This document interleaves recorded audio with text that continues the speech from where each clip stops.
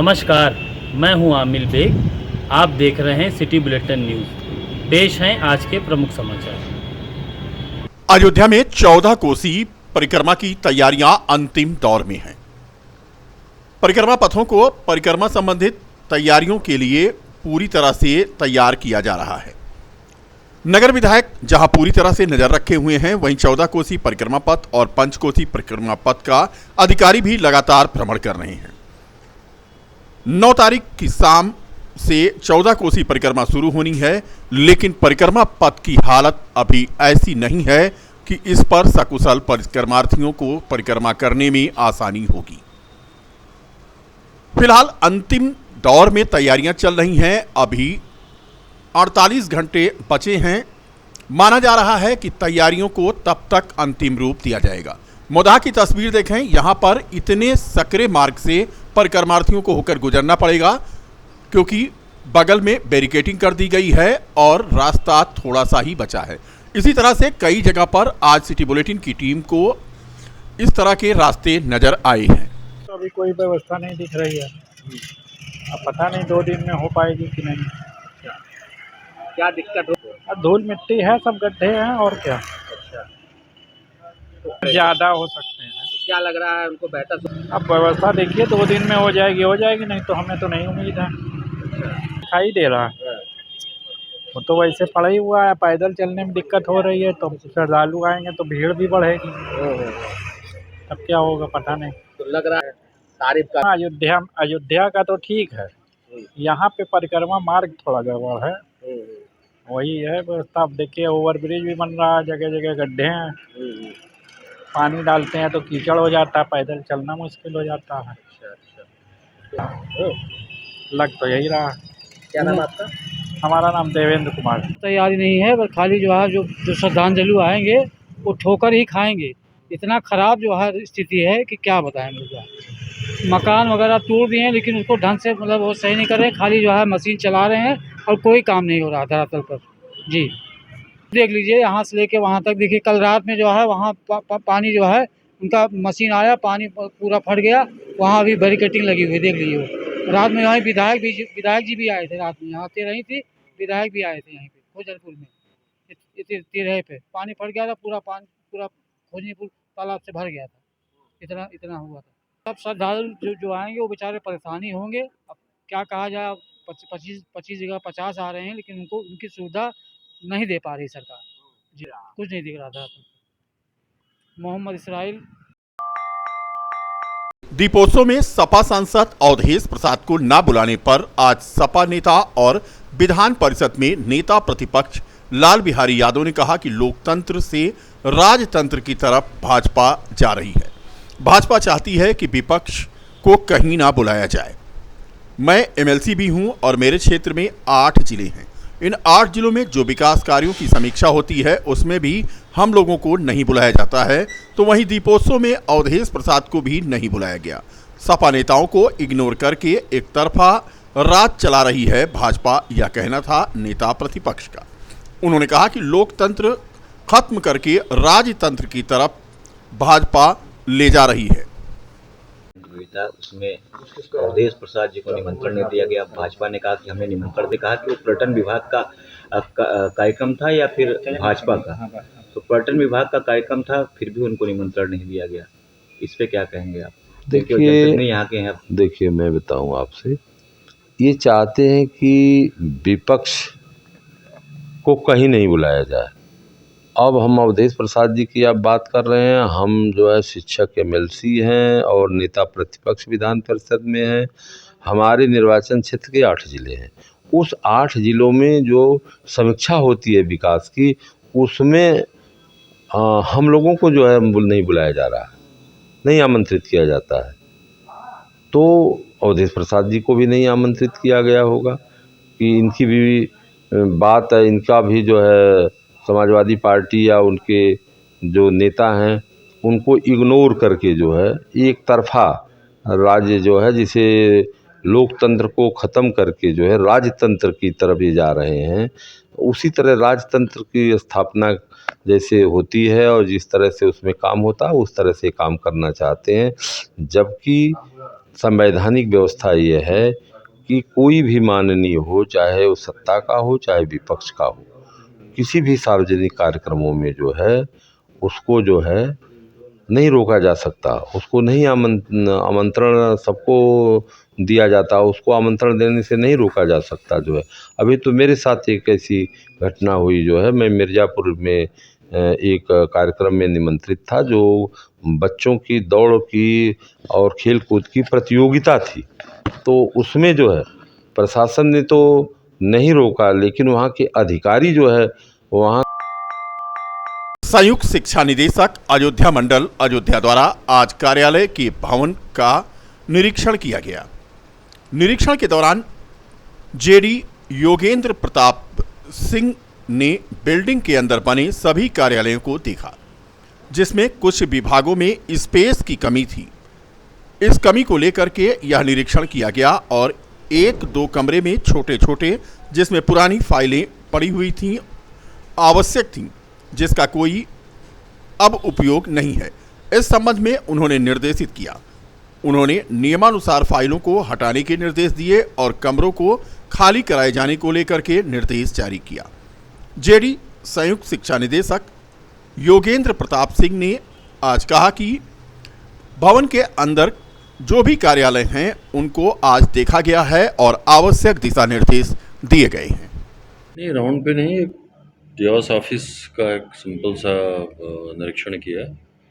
चूँकि ये जो बिल्डिंग है इसमें डियास डीडीआर जॉइंट डायरेक्टर के साथ साथ मंडलीय और डियास के लेखाधिकारी का भी कार्यालय है। स्पेस की कमी थी तो उसी की दृष्टिगत ये निरीक्षण किया है। और एक दो कमरे हैं छोटे छोटे जिसमें बहुत पुरानी अनावश्यक फाइलें पड़ी हुई हैं जिनका कोई उपयोग नहीं है। उसी संबंध में निर्देशित किया गया कि इनको नियमानुसार वीड आउट कर दें और इन कमरों को खाली करा के उसमें स्टाफ जो है कंफर्टेबली बैठे। कोई ऐसी खास बात नहीं, बाकी ठीक है, थोड़ा साफ सफाई बेहतर करने के लिए। लोक आस्था का महापर्व छठ पूजा में आज डूबते सूर्य को अर्घ्य दिया गया। 36 घंटे तक चलने वाले इस महापर्व पर आज गुप्तार घाट पर महिलाओं ने डूबते सूरज को अर्घ्य दिया।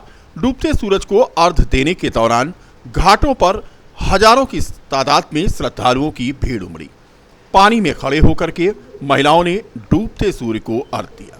अपने परिजनों सहित सभी के सुख और मंगल की भगवान भास्कर से कामना की। गुप्तार घाट पर आज मेले जैसा माहौल था। ढोल नगाड़ा और छठी मैया के गीत गाते हुए नदी और तालाब के किनारे परिजनों संग आज व्रती महिलाएं पहुंची। व्रतियों का पारण शुक्रवार को सूर्योदय पर भगवान सूर्य देव को अर्घ्य प्रदान करने के उपरांत प्रसाद ग्रहण करके होगा। व्रती गण इस दिन तन मन की शुद्धता के साथ मिट्टी के चूल्हे पर लकड़ी की आग में ठेकुआ इत्यादि प्रसाद का निर्माण करती हैं।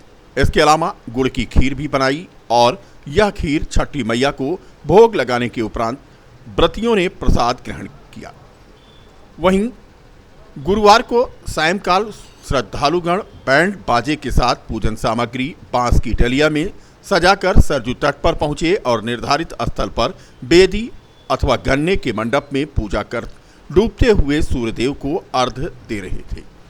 इस पर्व पर व्रतियों के साथ उनके परिजन और सगे संबंधी तथा अन्य श्रद्धालुओं के साथ साथ हजारों की संख्या में लोग भी शामिल हुए। अब बहुत आस्था वाला पर्व है। मेरी मनोकामना उस साल पूरी हुई थी, ये मेरी दूसरी बार है। ये बहुत बड़ा पर्व है और जो भी आता है माता के दरवाजे पे उसकी सब मनोकामना पूरी होती है। बहुत अच्छी व्यवस्था है इस बार, हम लोगों के लिए बहुत अच्छी व्यवस्था हुई है इस बार। क्या कहना अच्छा उन्होंने किया है, बहुत अच्छी। मोदी जी ने बहुत अच्छा किया है। इतनी स्वच्छता है, पहले सफाई नहीं रहती थी, अब बहुत ज़्यादा सफाई की व्यवस्था है। हम लोग की बैठने की भी बहुत अच्छी व्यवस्था है। बहुत बहुत धन्यवाद मोदी जी का। क्या नाम है आपका? मंजू। देश और केंद्र सरकार के योगी मोदी के लिए क्या कहना चाहेंगे इसके लिए? व्यवस्था बहुत अच्छी लग रही है। ये छठ पूजा महापर्व है, ये हर सालों से भी अच्छा मनाया गया है। योगी मोदी जी ने बहुत अच्छा व्यवस्था की है।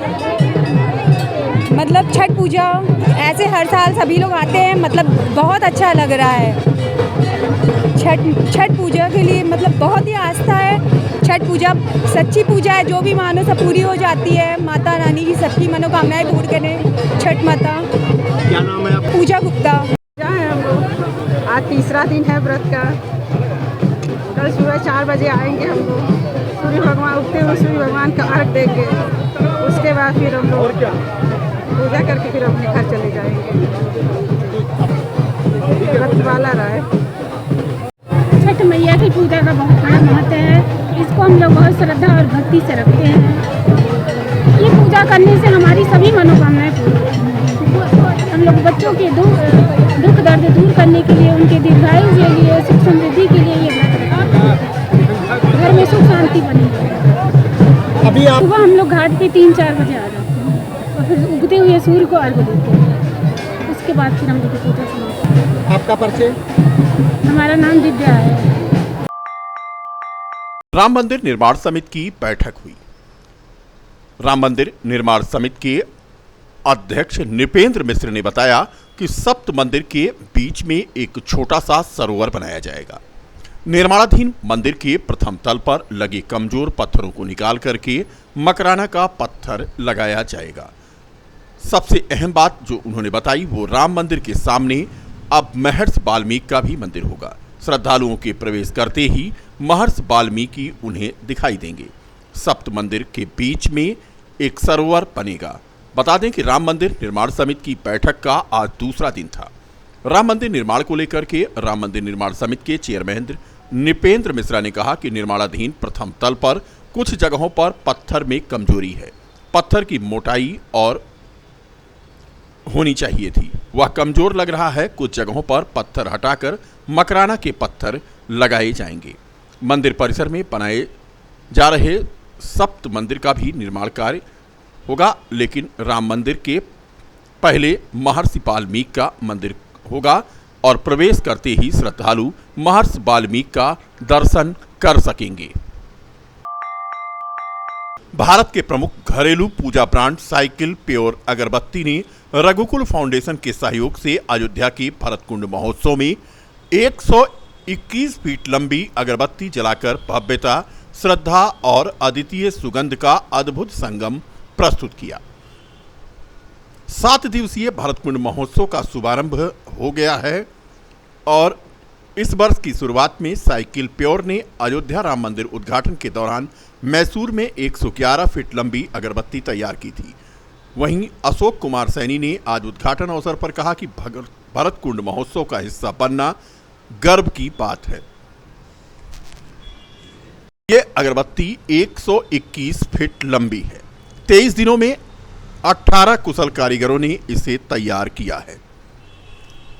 इसमें डसांग, शहद, घी, चंदन पाउडर, गुग्गल और अन्य पारंपरिक सामग्रियों के साथ चारकोल, जीगट और गुड़ का भी प्रयोग हुआ है। भरतकुंड महोत्सव का गुरुवार को सुंदर आगाज हुआ। हजारों की तादाद में इकट्ठा हुई मातृशक्तियों की दुर्या पूजा कार्यक्रम हुआ।